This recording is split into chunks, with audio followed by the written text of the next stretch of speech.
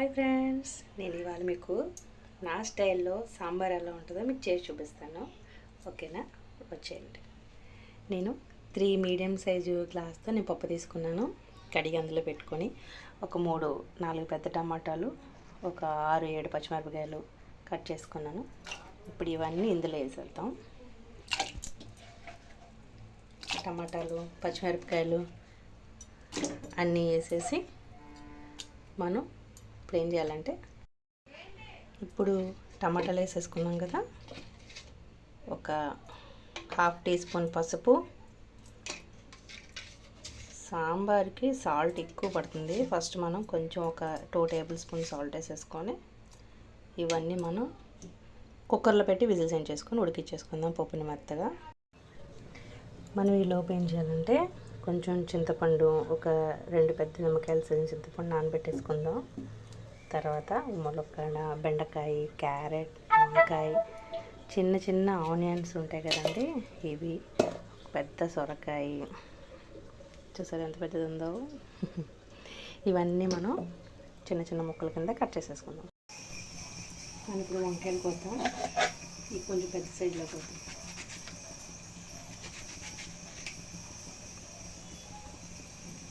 ఇంత పెద్ద పెద్ద ముక్కలు ఉంటే బాగుంటుంది.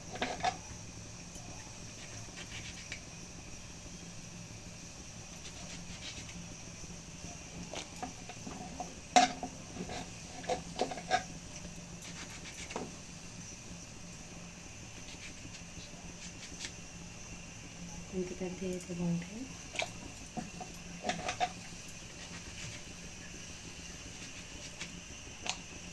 అలాగే సొరకాయ కూడా పెద్ద ముక్కలు కోసుకుందాం.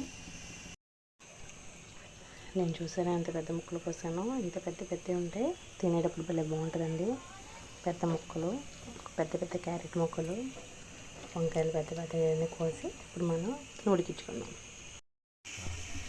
కొంచెం ఆయిల్ వేసుకొని వేరే గిన్నెలో కొంచెం అల్లం వెల్లుల్లి వేసేద్దాం.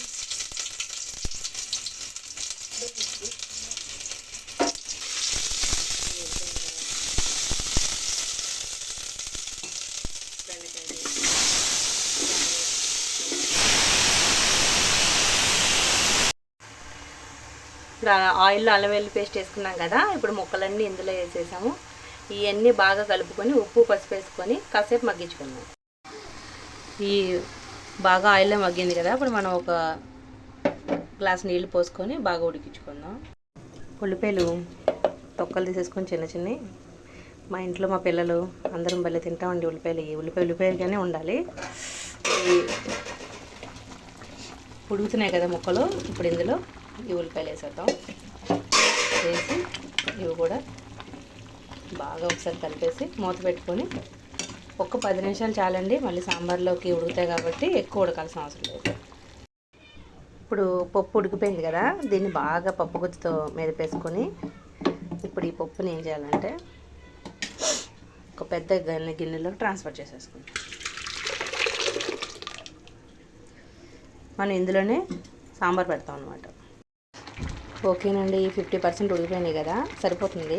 ఎలా అంటే ఇలా కట్ అవ్వాలి, కొద్దిగా అలా కట్ అయింది కాబట్టి ఇప్పుడు ఏం చేయాలంటే ఈ పప్పు మనం ఉడికించి పెట్టుకున్నాం కదా, ఈ గిన్నెలోకి మనం ట్రాన్స్ఫర్ చేసేసుకున్నాం.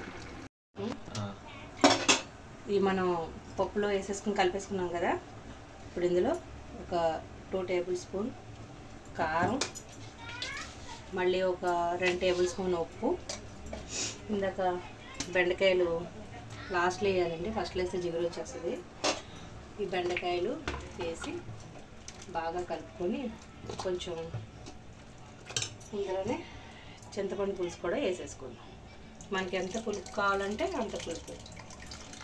కొంతమంది ఎక్కువ తింటారు, కొంతమంది తక్కువ తింటారు. మేమైతే మరీ ఎక్కువ తినలేమండి, మా పిల్లలు కూడా వద్దంటారు.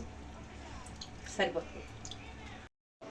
మనం ఇందులో కొంచెం బెల్లం వేద్దాం, మరిగిపోవాలి బాగా. ఇప్పుడు ఆయిల్ పెట్టుకొని మనం పోపేసుకుందాం. ఇందులో ఒక 5-6 వెల్లుల్లిపాయలు, ఒక 4 ఎండుమిరపకాయలు, కొంచెం మెంతులు, కొంచెం జీలకర్ర, 1 స్పూన్ ఆవాలు, వేసి కరివేపాకు కూడా వేసేసుకుందాం. ఇవన్నీ బాగా వేసుకుందాం.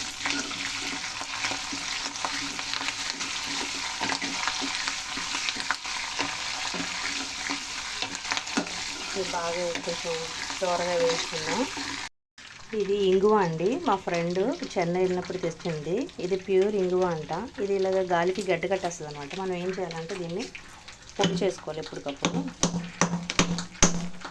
ఇలా కొంచెం పొడి కొట్టుకొని సరిపోతుంది. చిన్న ముక్క దాంట్లో వేసేసుకుందాం మనం. ఈ పొడి చేసుకున్నాం కదా, కొంచెం ఇంగువ సరిపోతుంది. కొద్దిగా ఇంత కూడా అవసరం లేదు. కొంచెం ఇంగువ మనం నూనెలో వేసేసుకొని వేసుకుంటే స్మెల్ అసలు అదిరిపోతుంది. చాలా బాగుందండి ఇది. అంతకుముందు నేను పౌడర్ కూడా వాడాను, కానీ అయితే మంచి వాసన అసలు చాలా బాగుంది. చెన్నై నుంచి తెచ్చారు మా ఫ్రెండ్. ఆహా, చాలా మంచి వాసన వస్తుంది. ఇప్పుడు ఈ పోపు మనం సాంబార్లో వేసేసుకుందాం. ఇప్పుడు ఈ మరిగిపోయిన సాంబార్ ఉంది కదా, ఈ సాంబార్లో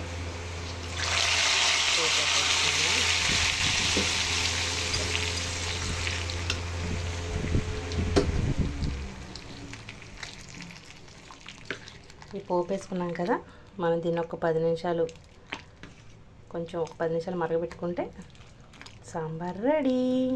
మనం టేస్ట్ చేద్దాం. వేడివేడి సాంబారు రెడీ. వేడివేడి రైస్ చూసారా, ముక్కలు ఎంత పెద్దగా ఉన్నాయో. ఇలా ఒక పెద్ద బెండకాయ, ఆనియన్, ములక్కాడ, క్యారెట్ ఇలా వేసుకొని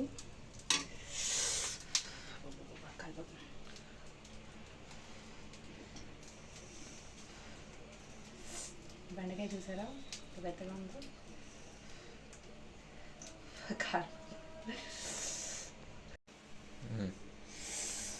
కాలిపోతుంది, వేడి వేడిగా ఉంది పప్పుచారు.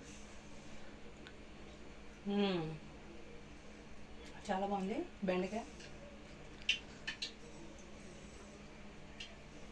సూపర్ ఉంది. ఆనియన్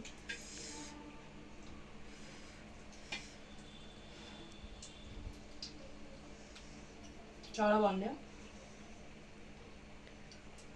మీకు కూడా వీడియో నచ్చితే please subscribe our channel. Bye bye.